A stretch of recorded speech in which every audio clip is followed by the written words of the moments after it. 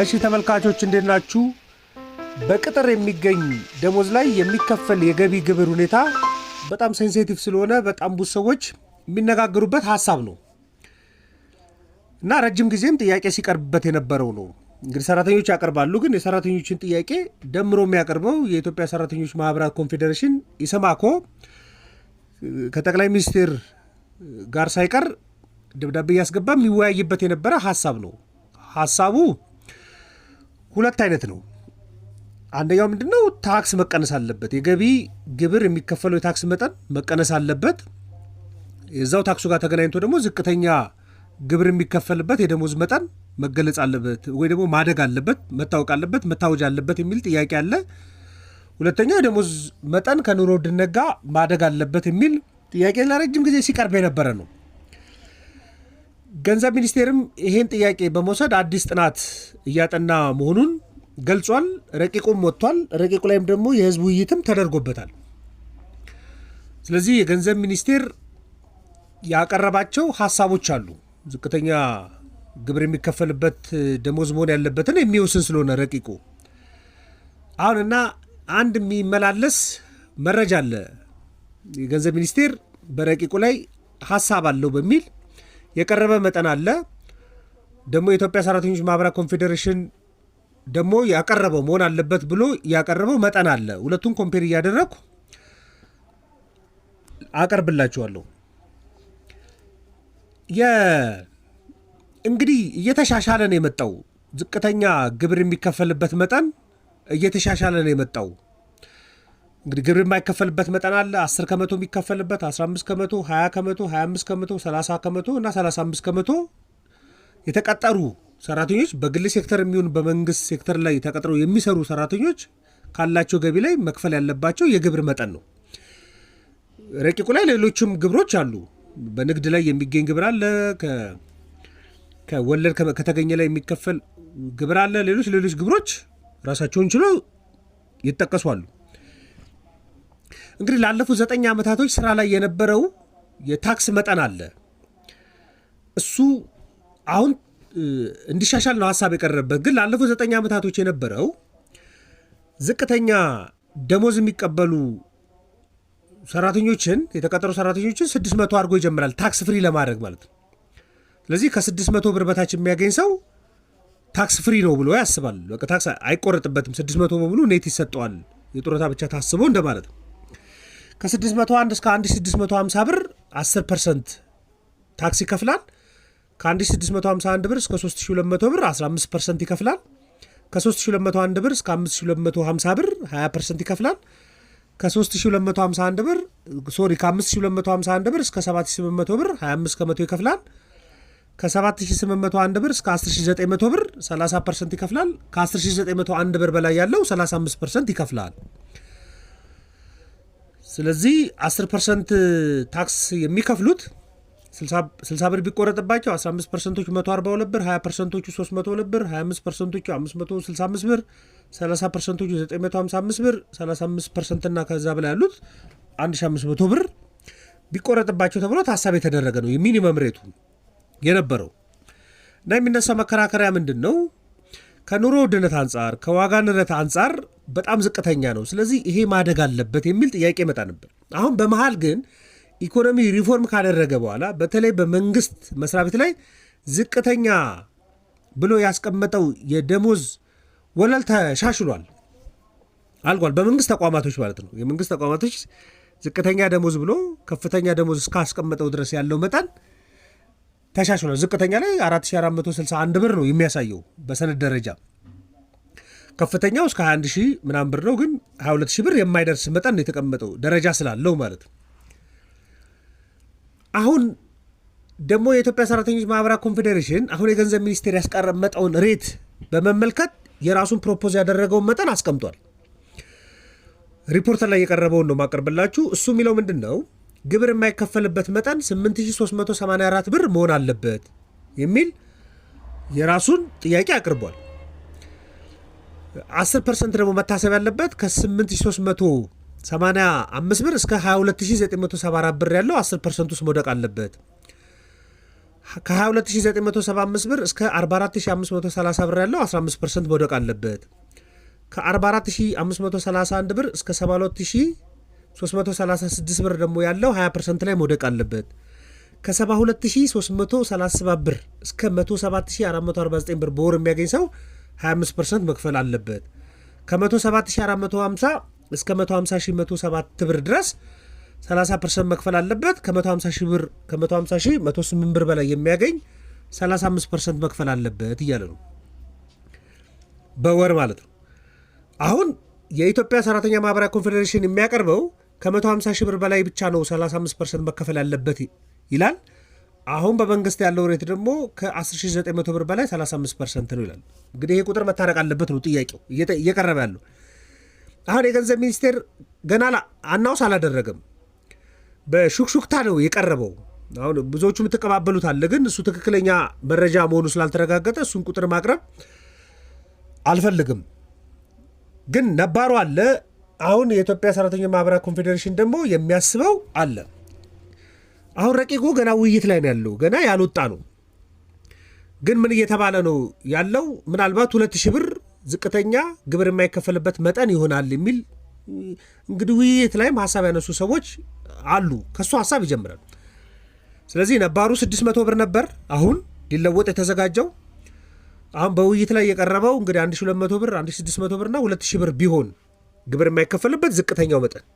ማሰብ ያለባችሁ ይሄ ሬት የሚቀመጠው ለመንግስትም ለግል ሰራተኞችም የገቢ ግብር መሆኑ ማሰብ አለባችሁ። ስለመንግስት መስሪያ ቤት ብቻ አይደለም። አይ የኢትዮጵያ ሰራተኛ ማህበራት ኮንፌዴሬሽን ደግሞ ኢሰማኮ ደግሞ የሚለው ምንድነው? ኖ ዝቅተኛ ምን አለበት 8384 ነው ይላል። ከምን አንጻር ይሄን ይላል የሚለውን ሀሳብ ላቀርብላችሁ ፈልጌያለሁ። ሀሳቡ ምንድነው? ከድህነት ወለል ዝቅተኛ የሚባለው የድህነት ወለል እንኳን የሚከፈልበት ግብር የማይከፈልበት የደሞዝ መጠን ይሁን ከሚል መከራከሪያ ነው የሚነሳው። አሁን ከ2017 ጀምሮ ወርልድ ባንክ ያስቀመጠው ዝቅተኛ የድህነት ወለል የሚባለው መጠን አለ። አንድ ሰው በቀን ውስጥ $2.15 እና ከዛ በታች ካገኘ ደሃ ነው ይላል። ቢያንስ ደሃ የሆኑት እንኳን መጠን ያገኙ ነው የኢትዮጵያ ሰራተኛ ማህበራዊ ኮንፌዴሬሽን ይህን ካልኩሌሽን ያመጣው። አሁን ደግሞ ጁን ላይ በዚህ ወር ደግሞ ወርልድ ባንክ አሻሽሏል። ይህን መጠን ስንት አድርጎታል? $3። ስለዚህ ከ$3 በታች የሚያገኝ ሰው ደሃ ነው ብሏል። ይሄ ዓለም አቀፍ ነው። በቃ ሁሉም ሀገር ያገለግላል ተብሎ የቀረበ ነው።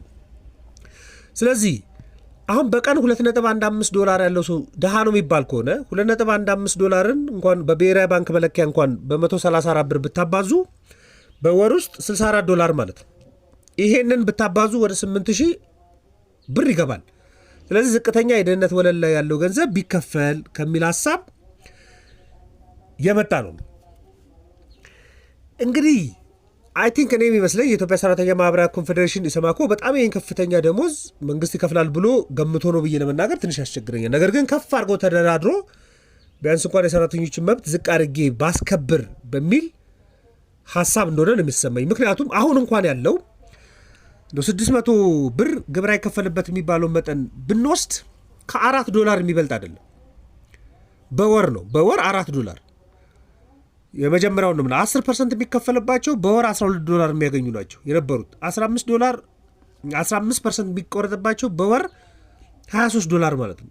20% የሚቆረጥባቸው በወር $38 የሚያገኙ ማለት ነው። 25% የሚቆረጥባቸው በወር $58 የሚያገኙ ማለት ነው። 30% ይቆረጥባቸው የሚባሉ በወር $81 የሚያገኙ ናቸው። ከ$81 በላይ የሚያገኙት ደግሞ 35 ብንገለብጠው ማለት ነው። ብርን ብንገለብጠው አሁን ኢሰማኮ ያቀረበው ዝቅተኛ በቀን ያለ እንኳን በዶላር እንለውጠው ከተባለ በወር ውስጥ $64 እያለ ነው። $64 እና ከ$64 በታች የሚያገኙ ሰዎች ብቻ ናቸው ከግብር ነፃ መሆን ያለባቸው። ለ10% እንኳን የሚቆረጥባቸው $168 የሚያገኙ ናቸው እያለ ነው። $168 እንደው በዕለት እንኳን ምንዛሬ ብናሰላ በጣም ውድ ነው። ለምሳሌ $2.15 በቀን ውስጥ የሚከፈለው ሰው ቢኖር ዝቅተኛ እንኳን አሁን የተለወጠውን የድህነት ወለል ብንወስድ በ30 ቀን ብናባዛውና በ134 ብር ብናባዛው 8643 ብር ይመጣል። የድህነት ወለሉ እንኳን ይከፈል ከተባለ ከድህነት ወለል በታች እንኳን ያለው ገንዘብ ከግብር ነፃ ይሁን ከተባለ 8643 ብር መከፈል አለበት ማለት ነው። አሁን ደግሞ ወርልድ ባንክ ባሻሻለው $3 ነው ብሏል በቀን ለ30 ቀን ቢከፈል $90 ነው። $90 በ134 ብር ቢለወጥ 12000 ብር ማለት ነው። ስለዚህ ከ12000 ብር በታች ያሉ ሰዎች ናቸው ከግብር ነፃ መሆን አለባቸው እንደማለት ነው። አትሊስት ሀፍ እንኳን ቢሆን 6000 ብር እንደማለት ነው። ይሄ እንግዲህ ኢሰማኮ ያቀረበው ይሳካል ብሎ ለመናገር ትንሽ ያስቸግራል፣ በጣም ከፍተኛ ስለሆነ። ለምን የደሞዝ ስኬሉን ወካይ አይሆንም ብዬ ነው ማስበው። ነው በጣም ትልቅ ስለሆነ የደሞዝ ስኬሉን ላይወክል ይችላል። ምክንያቱም ኦልሞስት እንደ ፕሮፖዝ የተደረገውን ብንወስደው የመንግስት ሰራተኞች የመጨረሻ ከፍተኛው ደሞዝ 22000 ብር ነው። ስለዚህ ኦልሞስት 95% ኃይል የሚሆነው የመንግስት ሰራተኛ ምን ሊሆን ነው ማለት ነው? ዜሮ ሊሆን ነው፣ ታክስ ዜሮ ሊሆን ነው እንደማለት ነው። ምክንያቱም ከ8385 እስከ 22000 ብር 10% ብቻ ይክፈሉ ከተባለ ከ8000 ብር በታች ከሆነ አብዛኛው መንግስት ሰራተኛ ኦልሞስት ከ2.4 ሚሊዮን በላይ ነው መንግስት ሰራተኛው። አማካይ ደሞዙ ቢታይ ከ6000 ከ7000 ብር ሊበልጥ አይችልም። ስለዚህ ዜሮ ታክስ ሊሆን ነው ማለት ነው። እና ስለዚህ 95% እና ከዛ በላይ የሚሆነውን የመንግስት ሰራተኛ ከታክስ ዜሮ ያደርጋል ብሎ ለመገመት ትንሽ ያስቸግራል። በግል ሰራተኞችም ብቻ ቢሆን በጣም ከፍተኛ መጠን እንደሆነ እኔ ይሰማኛል። ግን ለምንድነው ዝቅተኛ ደሞዝ የሚወሰነው የሚለውን ደግሞ በደንብ መረዳት ያስፈልጋል። አንዳንዴ እኔ የተለያየ ሀገርም እያመጡ ሰዎች ሲያነጻጽሩ እመለከታሉ። እሱም ጥሩ ማነጻጸሪያ ነው ብዬ አላስብም። ለምሳሌ ኬንያ እኮ ግብር የሚከፈልበት ገንዘብ የዚህ ነው ያለው፣ ኬንያ እኮ 10% ግብር የሚከፈልበት የዚህ ነው ያለው የሚሉ ንግግሮች ይመለከታሉ። እንደሱ ይነጻጽራል ብዬ ለመናገር ትንሽ ያስቸግረኛል። ለምን ከተባለ በኢኮኖሚክሰኛ ፐርቼዚንግ ፓወር ፓሪቲ የሚባል ኢሹ አለ። ለምሳሌ 1 ኪሎ ሙዝ ኢትዮጵያም 1 ኪሎ ሙዝ ነው፣ ኬንያም ብትወስዱት 1 ኪሎ ሙዝ ነው። ጨዋታው 1 ኪሎ ሙዝን ኬንያኖች ስንት ብር ይገዙታል? ስንት ሽልንግ ይገዙታል? ኢትዮጵያኖች 1 ኪሎ ሙዝን ስንት ኪሎ ይገዙታል ነው ጨዋታው። እነሱ ጋር በ50 ሽልንግ ቢገዙት 1 ኪሎ ሙዝን እና ኢትዮጵያ ውስጥ መተን በ100 ብር ብንገዛው ልዩነት አለ። ምን ማለት ነው? 1 ኪሎ ሙዝ እዛም 50 ሽልንግ መሆን አለበት፣ እዚህም 50 ብር መሆን አለበት እንደማለት ነው። ግን የፐርቼዚንግ ፓወር ፓሪቲ ስራ ወደዛ ስለማይሰራ እንደ ኢኮኖሚ ጥንካሬ ምን ይደረጋል? ወደ ዶላር ይገለበጥና እዛ ስንት ዶላር ነው እዚህ ስንት ዶላር ነው የሚባሉ። ስለዚህ የገንዘብ የመግዛት አቅም ጠንካራ ሲሆን ሌላ ሀገር ያለው የሚከፈልበት መጠንና እዚህ የሚከፈልበት መጠን ይለያል። ስለዚህ እዛ እኮ እንደዚህ ነው እዚህ እኮ እንደዚህ ነው ለማለት ትንሽ የሚያስቸግር ይመስለኛል። ለመለኪያ እሱ የሚመች አይደለም። ስለዚህ ዝቅተኛ ደሞዝ የሚወሰንበትን ምክንያት መረዳት በደንብ ያስፈልጋል። ወይም ደግሞ የግብር ሁኔታ ምክንያቱ በደንብ መታየት አለበት። አንደኛው ኢኮኖሚው የመክፈል አቅሙ በደንብ መታየት አለበት። ኢኮኖሚ የመክፈል አቅም ካለው በተለይ ከሰራተኞች ብዛት ጋር የሚገናኝ ስለሆነ የመክፈል አቅሙ ሲያድግ ጠቅላላ የክፍያ መጠኖችም አብረው እንደሚያድጉ፣ የመክፈል አቅም ሲያድግ የግብር መጠንም እንደሚቀንስ ነው ታሳቢ የሚደረገው። ለምሳሌ አንዳንድ ሀገራቶች ላይ የገቢ ግብር የሌለባቸው አሉ፣ በጣም ዝቅተኛ የገቢ ግብር የሚከፈልባቸው አሉ። ከተመለከትን የኢኮኖሚ የመክፈል አቅም ይወስኗል፣ የሰራተኞች ብዛትም በራሱ ይወስኗል። ኢትዮጵያ ውስጥ በጣም ከፍተኛ ቁጥር ያለው የመንግስት ሰራተኛ ስላለ የራሱ ተጽዕኖ አለበት። ሁለተኛው የዋጋ ንረት ጉዳይ ነው። የዋጋ ንረት የሚከፈለውን ሰው እየጎዳው ከመጣ ኮንሲደር መደረግ ያለበት ዋጋ ንረቱን የሚቋቋም ክፍያ ለሰራተኛ መከፈል አለበት። ከሱ ፖይንት ነው ክርክሩ ይመጣው። እኔ አሁን ኢትዮጵያ ውስጥ አዲስ የሚሻሻለውም ቢሆን በጣም ከፍተኛ ለውጥ ይዞ ይመጣል ብዬ ለመናገር እኔ ትንሽ ያስቸግረኛል። ለምን ከተባለ ኦልሞስት ለመንግስት 1/3 የገቢ ምንጭ ነው የሰራተኞች የገቢ ግብር። ስለዚህ ከግብር ስርዓት ከፍተኛ ቁጥር ሰራተኞችን የሚያስወጣ ከሆነ ገቢውን እያጣ ነው የመጣው። ስለዚህ በቀላሉ ትልቅ ደሞዝ መጠንን ከግብር በታች ያደርጋል ብሎ ለመናገር እኔ ትንሽ ያስቸግረኛል። ከፍተኛም የፐርሰንት ለውጥ ያመጣል ብሎ ለመናገር እኔ ትንሽ ያስቸግረኛል። ምክንያቱም ተጨማሪ ገቢ የመሰብሰብ እቅድ የያዘ ኢኮኖሚ ነው። ስለዚህ ከፍተኛ የፐርሰንት ለውጥና ዝቅተኛ ደሞዙን ከፍተኛ መጠን ላይ ያደርጋል ብሎ ለመናገር ትንሽ ያስቸግራል። ደግሞ በተደጋጋሚ የሚመጣው ክርክር ደግሞ አለ። ደሞዝ ኑሮን አያሻሽልም፣ ከደሞዝ በዘለለ ያሉ ስራዎች ላይ መረባረብ አለብን ተብሎ የሚቀረብ ፖይንት አለ። ኦፍኮርስ እንደሱም ሊሆን ይችላል። ግን ገበያው እንዲሻሻል ደግሞ በጣም ጠንካራ ስራ መስራት ያስፈልጋል። የተቀጠሩ ሰራተኞች ደሞዙን የሚፈልጉት ሊሸምቱበት፣ ሊኖሩበት፣ ሊበሉ፣ ሊጠጡበት ነው። ስለዚህ የሚበሉት የሚጠጡት ዋጋው ከቀነሰ ከደሞዙ ጋር ግንኙነት የላቸውም።